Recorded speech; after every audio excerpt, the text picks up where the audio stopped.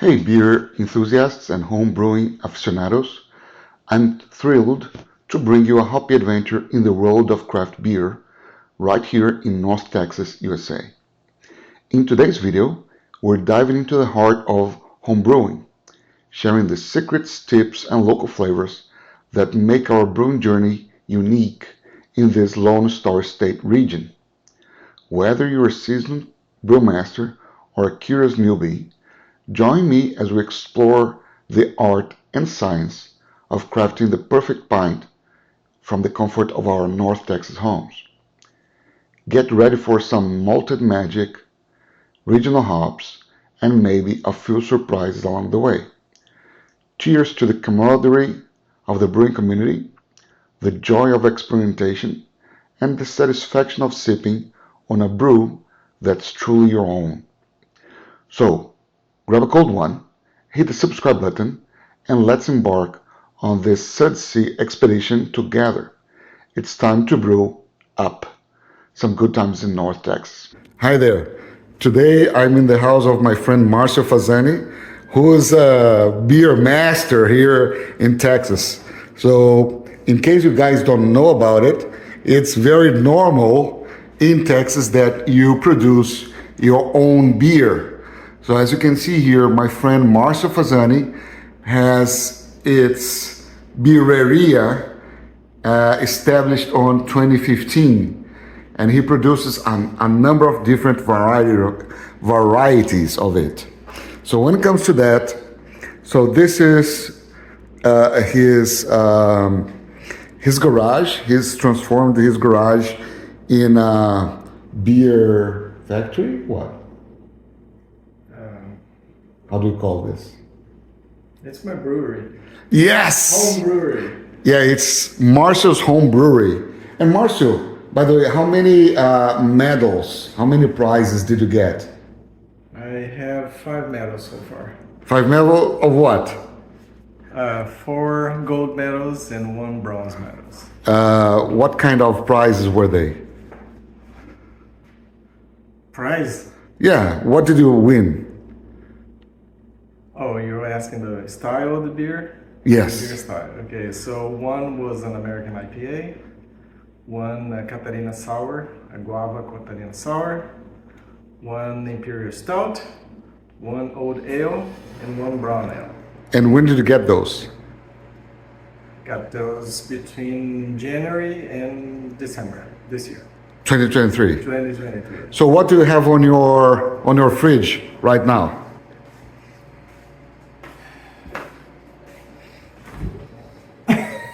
Oh shit. In my fridge, I only have commercial beers. But He's got only commercial beers, all I right. have a old ale aging here. All right. Okay.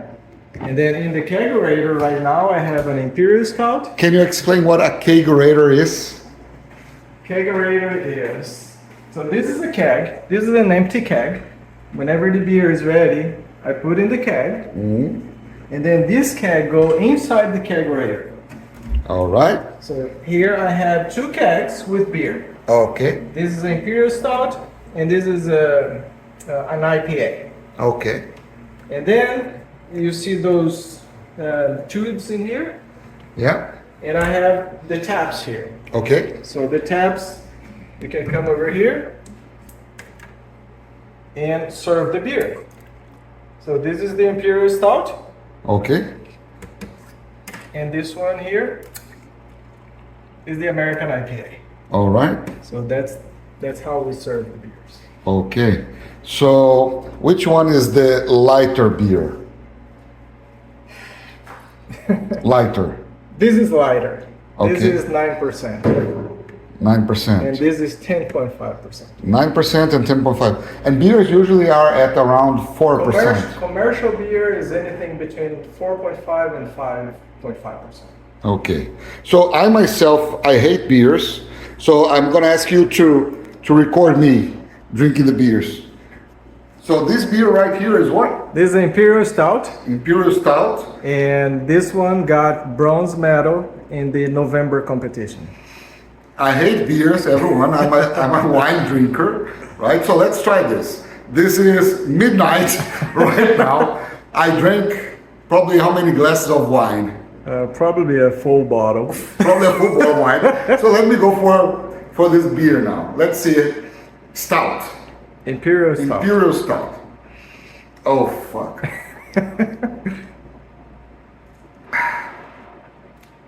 Yeah. I don't like beers, but it's good. I can drink this. So this is Imperial Stout. Yes. And this is This is an American IPA. American IPA. You see how clear this beer is? All right.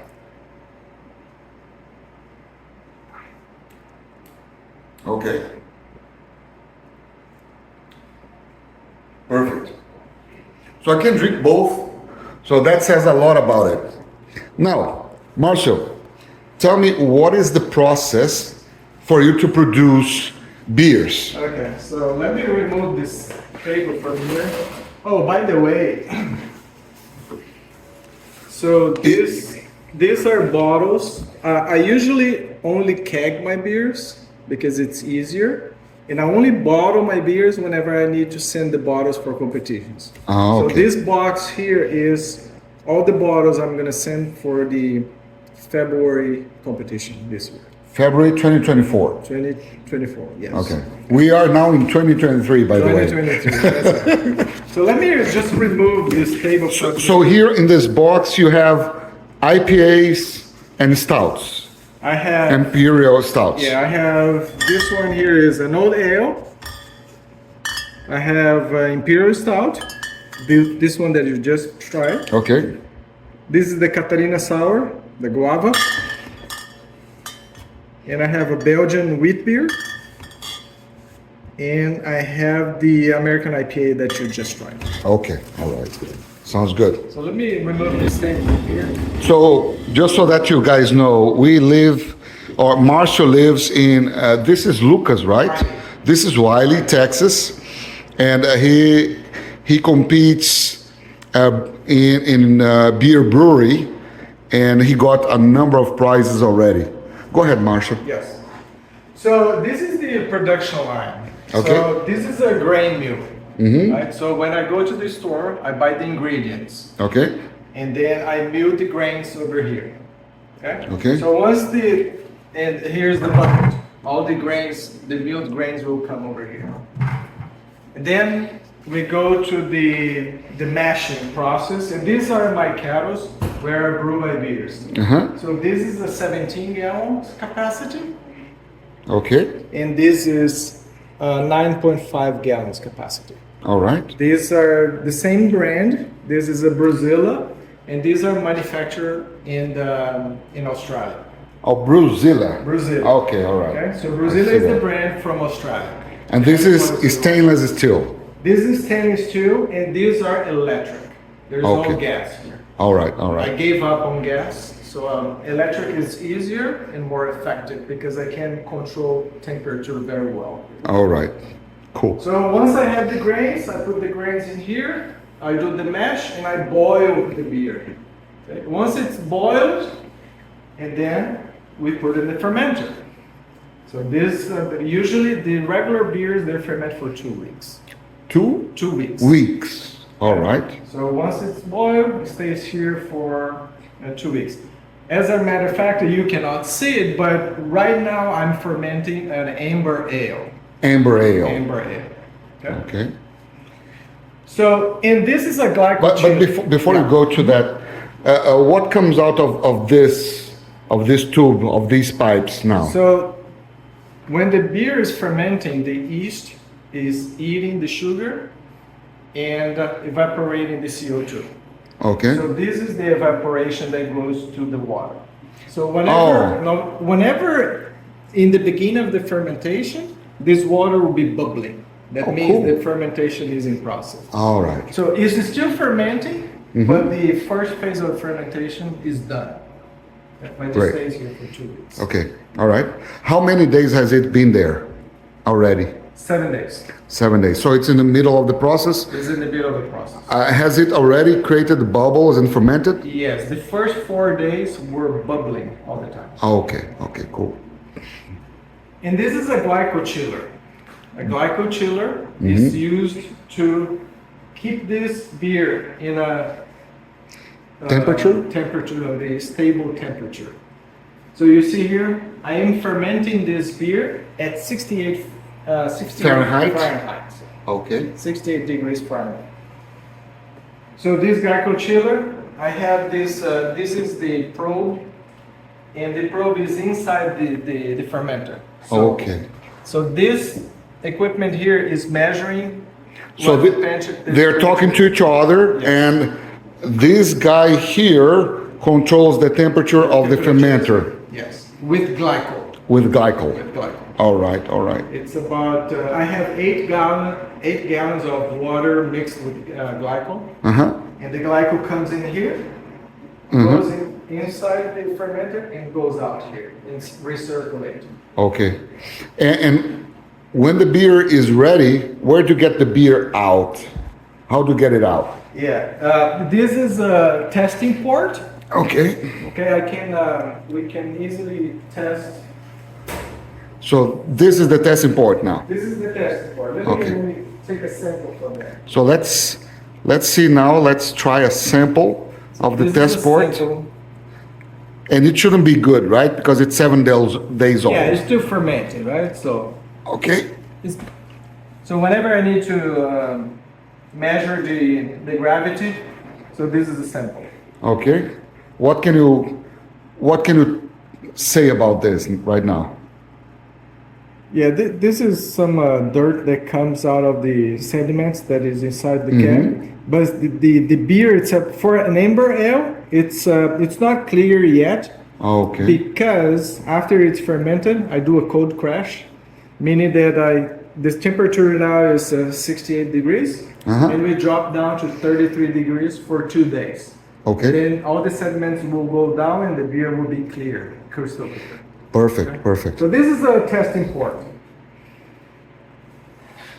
And this is the port that I take the beer out from here to the can. Okay. So you place the keg right there, Yes, right in this port, and you fill the keg in with what? 5 gallons? What? 5 gallons. Yeah, those kegs are 5 gallons each. These ones here. Yes. Okay. All right. Cool. So that's the way we take the beer out. Awesome. What else? And once I put the beers on the keg, Yeah. and then I add the keg inside the kegerator, and that's the beer you just tested. And that's when you have the taps and the beer Yeah. right there for you. Yeah, and I want to show you something else. And again, so this logo, that's how you participate on the how do you say it? At the beer club. The beer club, right? That's your logo. Yeah. And do you produce all of these types of beers right Yes. here? Yes. Nice, cool. And right here, you can see the menu of what my friend Marcel has. As you can see, tap 1 is offline, tap 2 is double IPA, and then tap 3 is the Imperial Stout, and coming soon, or not really coming soon, is number 4 is the Old Fella that he has on his fridge to age, right? That's going to be aged for about 6 months. It's going to be aging for about 6 months, if you didn't hear that. And then the ones that are coming very soon is Amber Ale and the New Talent. What about that thing that you asked me, Marcio, about the names of your beers with soccer teams and whatnot, because you're such a big soccer fan? Yeah, so the theme of my brewery is soccer. Yeah? So I try to create the names based on soccer. Could be anything related to soccer. What were the names? For example, right now, if you turn around, the number 3 is called BR No Soccer. BR No Soccer. Okay. Right? All right. So, and the coming soon brown ale is called New Talent. Oh, New Talent. Okay. Talent. Cool. I did not name Amber Ale yet. And the Old Fella, usually when in soccer as well, when you see a guy that is very old still playing soccer, you say, hey, that guy is an old fella. So Old Fella there that you can see is the number 4, the old guy that hasn't retired yet. Yeah. Now, an exception for this beer is the DIPA do Zero. The way I named that beer Yeah. is my own recipe. I created that recipe. And I remember when I talked to you that you make changes to the grains, Yeah. percentage, and whatnot, right? The first recipe ever that I created was for this IPA. So that's why I call it DIPA, because it's a double IPA. Do Zero, meaning that From I created zero. from scratch. From scratch, yes. And tell me, you do participate in a club, right? On a brewery club. Yes, I'm part of a beer club. How's that beer club here in Texas? It's pretty good. Here in Dallas area, we do have 3 or 4 different beer clubs. Our club is called North Texas Homebrew Association, and we currently have 75 members, active members. 75 active members, and you got 5 medals, I got 5 medals, 4 silvers, and 1 bronze on your beers. 4 golds, 4 and golds. 1 gold. Oh, sorry, guys. 4 golds and 1 bronze. Awesome, awesome. Thank you very much. Really appreciate Marcio. Thank you. Thank you very much.